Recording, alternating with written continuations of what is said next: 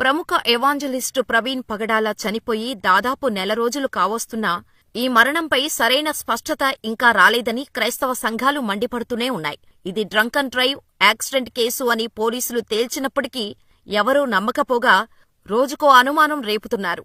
ఈ క్రమంలో ప్రవీణ్ పగడాలది ముమ్మాటికి హత్యే అని మాజీ పార్లమెంటు సభ్యులు జీవీ హర్షకుమార్ ఖరాఖండిగా చెప్పటంతో పాటు రీపోస్టుమార్టం చేయాల్సిందేనని ఆ దిశగా ప్రయత్నాలు చేస్తున్నారు. అంతేకాదు, ఇదే విషయంపై కాంగ్రెస్ అధినేత్రి సోనియాకు చెప్పటం, ఆమె సానుకూలంగా స్పందించి ఈ కేసులో విచారణ కోసం తెలంగాణ ప్రభుత్వానికి బాధ్యతలు కూడా అప్పజెప్పబోతున్నట్టు సమాచారం.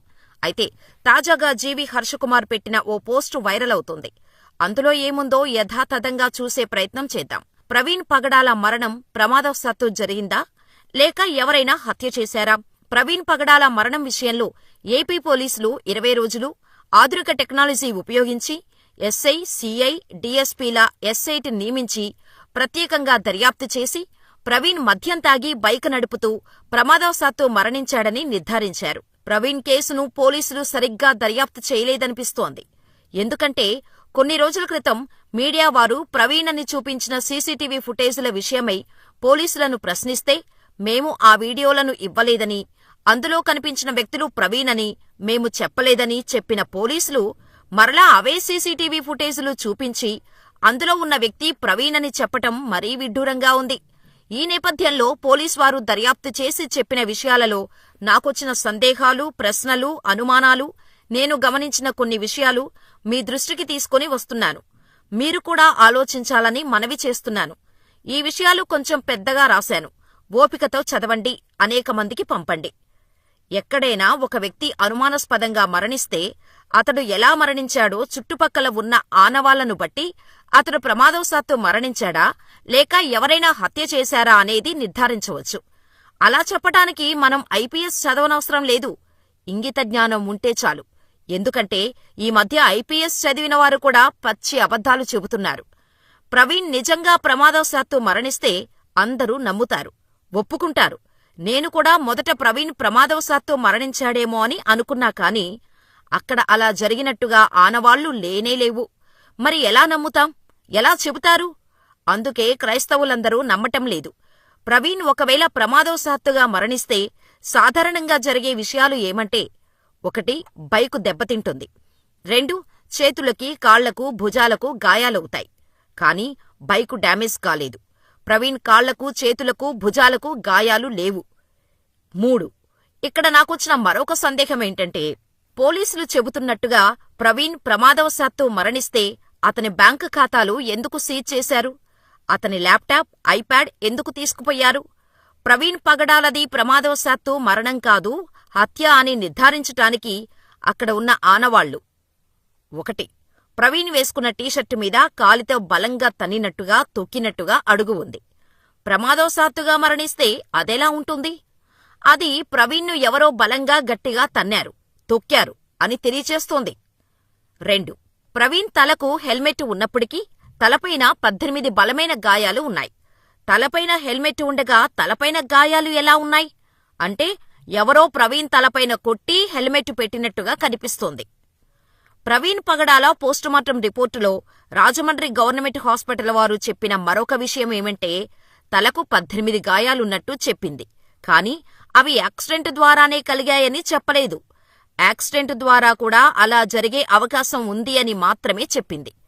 తలకు మాత్రమే గాయాలు కలిగాయంటే ప్రవీణ్ బైకు మీద నుండి పడిపోయేటప్పుడు తలకు మాత్రమే గాయాలు కావాలని పారాచూట్ వలె చేతులు పైకి చాపి తల నేలకు తగిలేటట్టు చేసుకున్నాడా?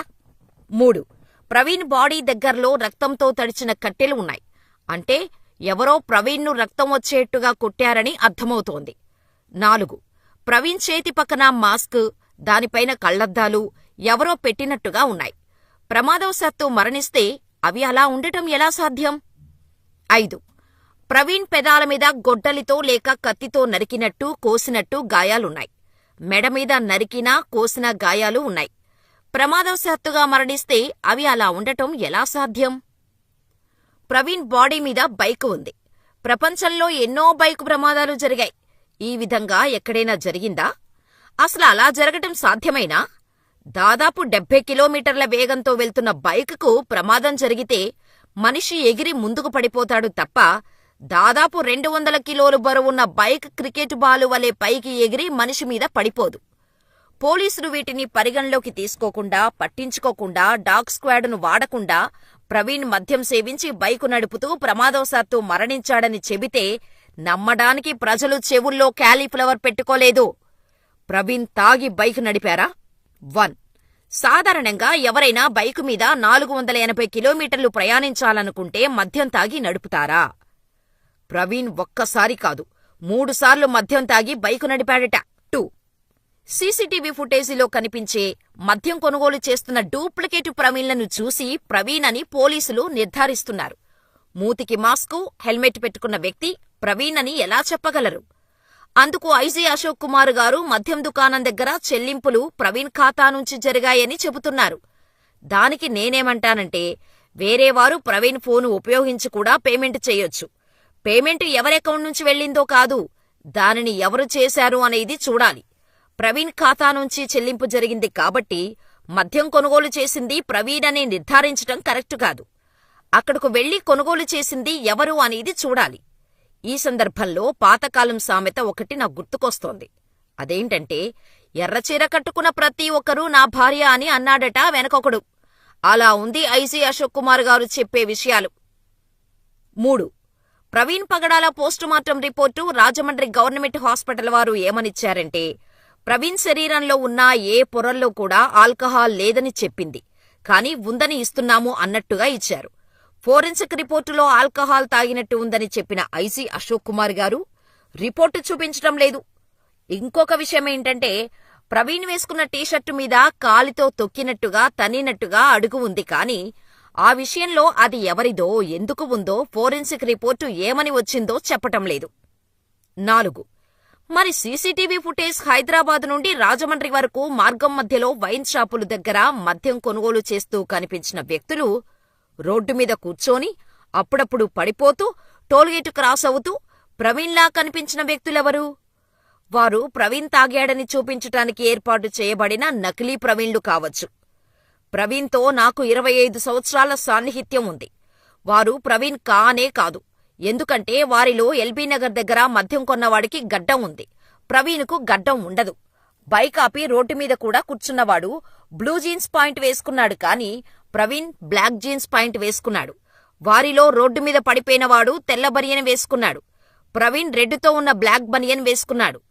టోల్గేటు దాటుతూ కనిపించినవాడు ఎత్తుగా పెద్ద పొట్ట ఉంది. కాని ప్రవీణ్ అలా ఉండడు. ప్రవీణ్ పగడాల మరణ రహస్యం వేడాలంటే పోలీసులు 2 విషయాలు పరిశీలించాలి. 1.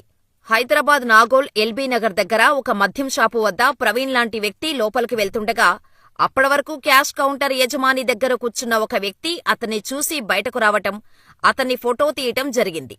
ఆ షాపు యొక్క యజమానిని పక్కన కూర్చున్న వ్యక్తి ఎవరు? అతన్ని పిలిపించమని లోపలికి వచ్చిన వ్యక్తి ఎవరు? అతన్నెందుకు ఫోటో తీశావని విచారిస్తే తెలుస్తుంది కదా అసలు విషయం. 2. ప్రవీణ్ డెడ్ బాడీ ఉన్న స్థలానికి ఎదురుగా నాయరా పెట్రోల్ పంపు ఉంది. దాని దగ్గర 3 సీసీటీవీ ఫుటేజీలు ఉన్నాయట. వాటిల్లో 24 మార్చి 2025 రాత్రి 11:30 గంటల నుండి మార్చి 25, 2025 ఉదయం 5 గంటల వరకు ఉన్న వీడియోస్ పరిశీలిస్తే అసలు సంగతి బయటపడుతుంది. కేవలం దుమ్ము చూపించి అక్కడ ప్రమాదవశాత్తు మరణించాడని కాకమ్మ కథలు చెబితే ఎవరూ నమ్మరు. చివరిగా ఆంధ్రప్రదేశ్ విద్యాశాఖ మంత్రి ఇంట్లో కూర్చొని ప్రవీణ్ పగడాలది ప్రమాదవశాత్తు మరణమని చెప్పాడు. బహుశా అందుకేనేమో పోలీసులు దానిని నిజం చేయటం కోసం దర్యాప్తు సరిగా చేయకుండా, పోస్టుమార్టం విషయాలు అన్నీ చెప్పకుండా, అనేక విషయాలు దాచి కొన్ని అబద్ధాలు సృష్టించి మద్యం తాగి ప్రమాదవశాత్తు మరణించాడని నిర్ధారించినట్టు తెలుస్తోంది అంటూ రాసుకొచ్చారు. ఏది ఏమైనా ఈ వ్యవహారం ఇప్పట్లో ముగిసేలా కనిపించటం లేదు. మరి పోలీసులు చెప్పినట్టు ఇది యాక్సిడెంటా, లేక అందరూ అనుమానించినట్టు హత్య? మీ అభిప్రాయమేంటో మాకు కామెంట్ చేయండి.